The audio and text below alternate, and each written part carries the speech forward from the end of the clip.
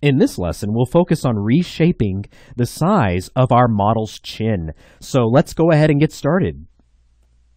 Okay, so in our previous lesson, we started with our first photo manipulation of our female model by focusing on her neck area, just using the forward warp tool in the liquefy feature of Photoshop. We're able to pull that neck inward, thus creating the illusion that she has a more slimmed down and thinner neck. You'll also recall that we did this after making a duplicate of our original layer. We don't want to make any changes or manipulations to the original image in case we need to go back to it and pull anything from it. And that's exactly what we had to do with that earring that's kind of peeking out from behind her neck. After pulling that neck inward, you may recall that the earring right there was getting kind of smudged and blurred. And so what we were able to do is go back to the original layer, make a selection, and do a layer via copy of that earring and place that on a new layer above the neck and just kind of weave that in there very easily. Okay, so having done this to her neck, I'm now looking at her chin. I feel that it is a little bit large, feels a little bit heavy, has a little bit too much weight compared to her neck now. And so what I'd like to do is kind of continue on shooting for that idealized sense of beauty and perfection by perhaps reducing the size and overall contour of her chin and have it flow very nicely into her neck. And again, that's really what we're trying to demonstrate with our model here, is pushing for that idealized beauty, despite the fact that she is already very beautiful and attractive. So before we do that, let's go ahead over here in our layers panel. Let's kind of start the process of just staying organized. We're going to have a lot of layers by the time we're finished with this project. So with that earring layer selected, I'll hold down Shift and also select the neck layer. And let's hit Control G and group them together, and I'll title this group Neck. What I want to do now, having done that, is create a merged copy. A merged copy will basically create an image containing everything that is visible to us right now, anything that has the eye button next to it, any layer that has a visible eye button next to it will be included in the merged copy. So let's go ahead and hit Shift, Control, Alt, and E on our keyboard. That gives us a merged copy, and we'll call this layer Chin. Very good. So now let's go back into Liquify, and on this new chin layer, we'll work on the chin. We're going to go to Filter and back to Liquify. So we've used this forward warp tool, which again, we're going to be using it quite a bit. We've used the freeze and thaw mask tools. I've also showed you that you can use the reconstruct tool if there's ever an area that you're unsatisfied with the way it's starting to look. You can use it to restore how it was looking. We're also going to use in this lesson the pucker tool.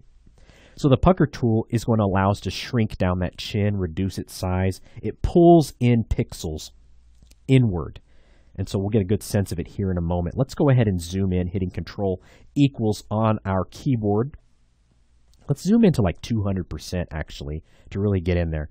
I want to take my freeze mask tool and let's go ahead and paint over areas that we do not want affected by our pucker tool. So pretty much the lips. I don't want to really mess with the neck since I'm pretty happy with the way we've kind of reshaped it in the previous lesson.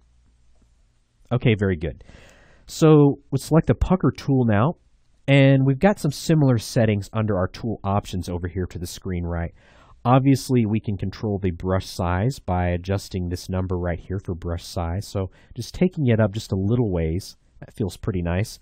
Next, we have brush density. Again, this controls the edge strength of our pucker tool's brush right here. So right now it's at 62. It's got, basically we had the same settings that we had for our forward warp tool still here.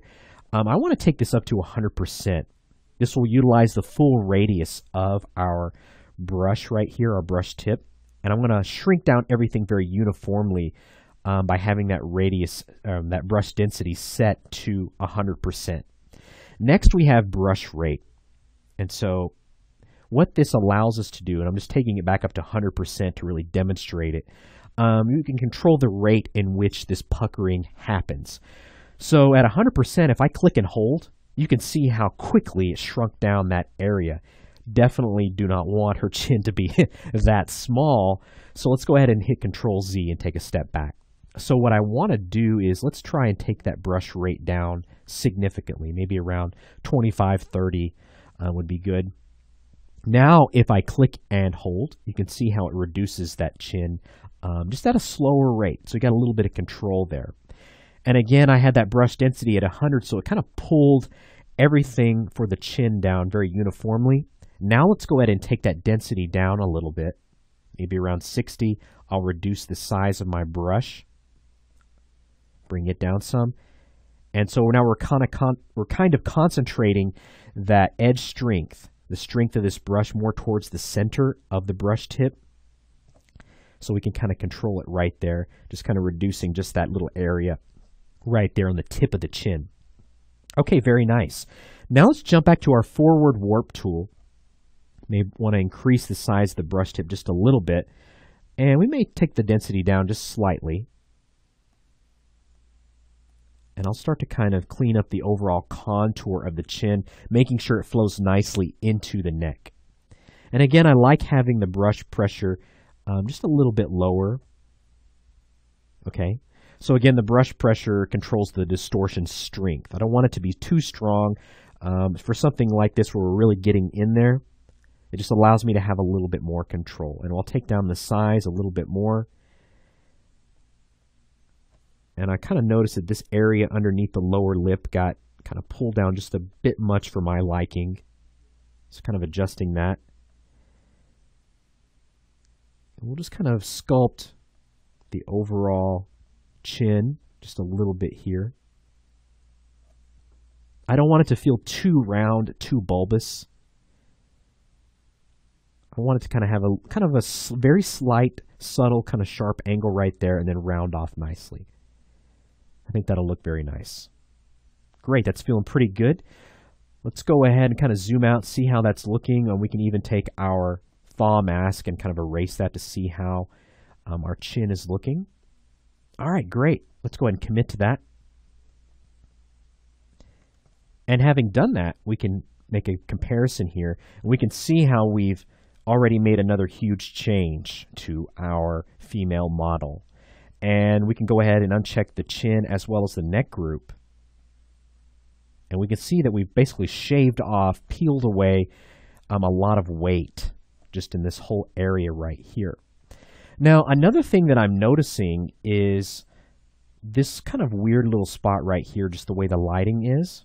I think she may have had a very slight kind of recess in the chin, perhaps. And it kind of carried over as we shrunk down the chin, right?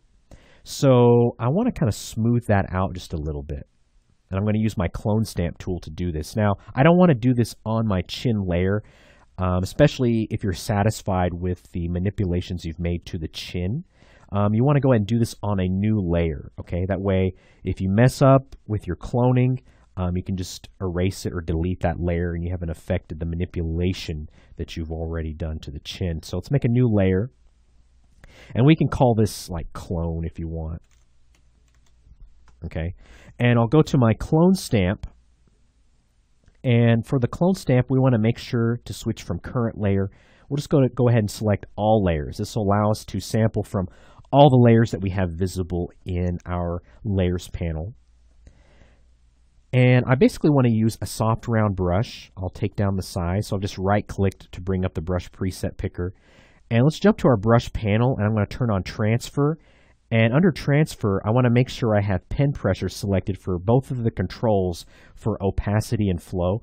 So based off of how much pressure I apply to my Cintiq screen with my stylus, I can control just the intensity of the opacity and flow.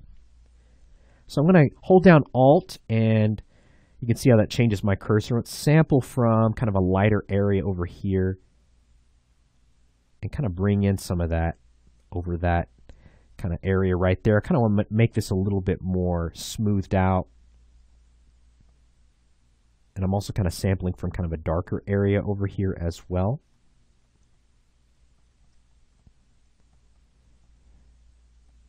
And as I do this, I'll kind of zoom out That's feeling pretty nice. May reduce the size just a little bit more. Kind of cleaning up a little bit of darkness that we have right there that I don't really like how that's looking. So that's feeling pretty nice. Also, I kind of want to reduce the intensity of that shadow right there coming up, just given that we kind of changed the overall curvature of the chin itself. It's a little bit more straight right there. So I feel like that shadow will be kind of a little bit more down there now, not so much up here. We can also reduce the opacity of this layer just a little bit to kind of help weave that in just a little bit more. All right, very nice. I'm liking how her chin is looking. It's flowing very nicely into the neck. Let's go ahead and group these two together as well. Just hitting Control G after selecting both of those, and I'll call this group Chin. All right, great. So the next thing I want to do now, we'll do this in our next lesson, is I want to focus on her face. The face really is a major focal point when you look at a magazine cover or a movie poster containing a person. You're going to look at the face initially because that's where a lot of expression, a lot of emotion is conveyed. So we're going to spend another lesson focusing on the face, and I just want to reduce some of these shadows right here. Her face feels a little bit full, and it feels very contrasting to what we've done already right here. So I want to kind of reduce this shadow right here under the jaw, as well as maybe this shadow right here, kind of on the cheek, kind of this upper part of the cheek right here, and maybe right here at the corner of the mouth. Just kind of lightening those up a little bit will create the illusion that her face is just a little bit more slimmed down. Again, shooting for that idealized sense of beauty and perfection. So stick around and we'll tackle that very easily in our next lesson.